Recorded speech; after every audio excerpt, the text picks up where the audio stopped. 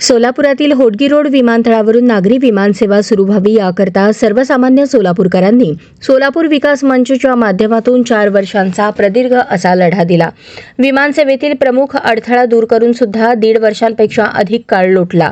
विमानतळाचे नूतनीकरण होऊन 4 महिने होत आले.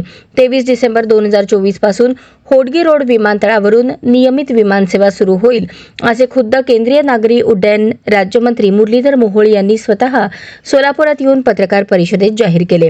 प्रत्यक्षात मात्र 23 डिसेंबर रोजी विमानसेवा सुरू झाली नाही हे वास्तव आहे. ही विमानसेवा सुरू न होण्यामागे अनेक हास्यास्पद कारणे देण्यात आली. विमानसेवेतील अडथळे दूर करून तातडीने विमानसेवा सुरू करावी यासाठी सोलापूर विकास मंचने पुन्हा एकदा शासन प्रशासनाविरोधात एल्गार पुकारला आहे. याचाच एक भाग 30 डिसेंबर 2024 रोजी जिल्हा परिषदेच्या पूनम गेट समोर एक दिवसीय आंदोलन करण्यात आले.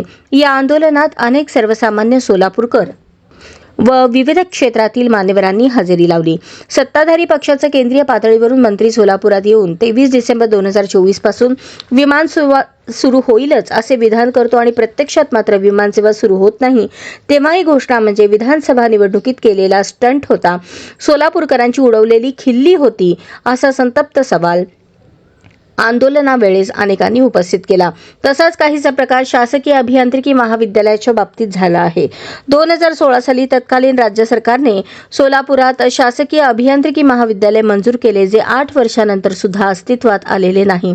या विषयावर अक्कलकोटचे आमदार सचिन कल्याण शेट्टी व खासदार प्रणिती शिंदे यांनी पाठपुरावा करून सुद्धा यश आले नाही.